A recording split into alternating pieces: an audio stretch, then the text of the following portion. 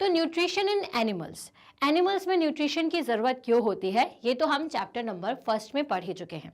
Proper grow के लिए, proper तरीके से उनके मेंटेनेंस के लिए, उनके रिपेयर के लिए न्यूट्रिशन की ज़रूरत पड़ती है।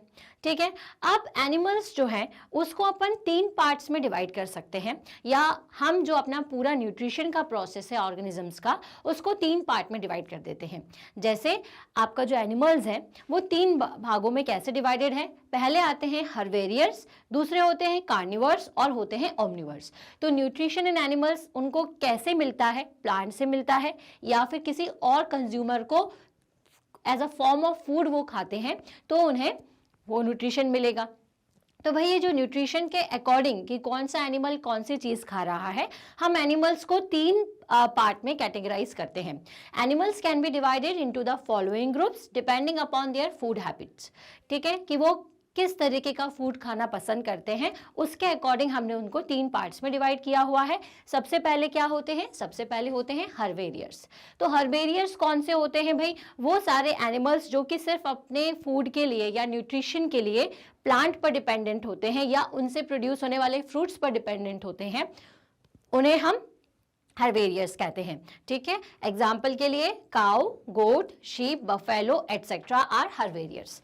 ठीक है, फिर होते हैं कार्निवर्स। कार्निवर्स क्या होते हैं, carnivores are animals that depend upon other animal for food, जो कि किसी और एनिमल को खाते हैं। ये हर चीज़ें सारी आप 6th क्लास में भी पढ़ चुके हो, लेकिन क्योंकि भाई न्यूट्रिशन की बात कर रहे हैं तो ये ज़रूरी है जानना कि एनिमल्स एक्चुअल में न्यूट्रिशन कहाँ कहाँ से लेते हैं। तो क्लियर हो गया है, कुछ प्लांट से लेते हैं, कुछ एनिमल्स को खा करके लेते हैं। फिर आते हैं आपके ओमनिवर्स।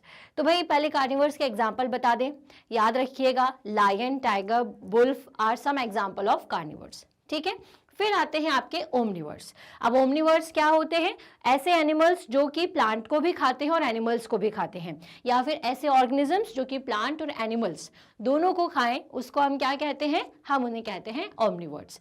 तो these includes organism that eat both plants and animals, जिनके एग्जाम्पल्स हैं humans, bear, dogs, crow are the omnivores. Clear.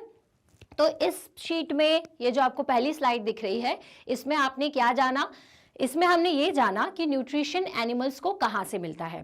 तो जो न्यूट्रिशन है वो प्लांट से भी मिलता है और दूसरे एनिमल से भी मिलता है।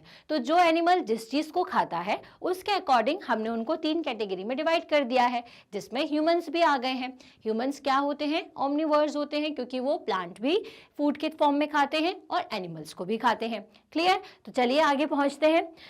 अब है, अगर मैं आपको डायग्राम इसलिए दिखा रही हूँ यहाँ पे क्योंकि अगर एग्जाम में कभी पूछा जाए या कहीं पर भी आपसे पूछा जाए कि हर्बेरियर्स बताइए, कार्निवर्स बताइए और ओमनिवर्स बताइए, तो कोई भी चीज़ हमें ज़्यादा देर तक तब याद रहती है जब हम उसका पिक्टोरियल रिप्रेजेंटेशन देख लेते हैं। पिक्टोरियल रिप्रेजेंटेशन का क्या मतलब जब आप किसी चीज़ को डायग्राम के फॉर्म में देख लो, किसी चीज़ की पिक्चर देख लो, तो वो आपको लंबे टाइम तक याद रहती है ना। जब कोई मूवी देख करके आते हो आप, तो आपको कितने दिनों तक याद रहती है, लेकिन अगर कोई लेसन पढ़ते हो तो वो बहुत दिनों तक याद नहीं रहता ना, क्योंकि उसमें इमेजेस कम होती हैं।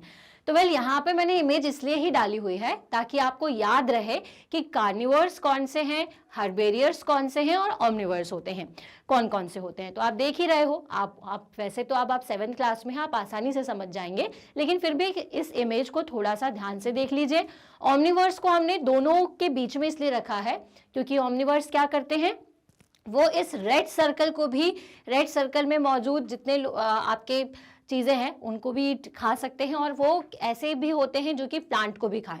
तो ग्रीन सर्कल था जो कि सिर्फ किसको खाते हैं, प्लांट्स को खाते हैं, और जो रेड सर्कल था वो एनिमल के लिए था, और हमने ओमनिवर्स को बीच में रखा रेड के और ग्रीन के, क्योंकि ये दोनों को खाते हैं। क्लियर।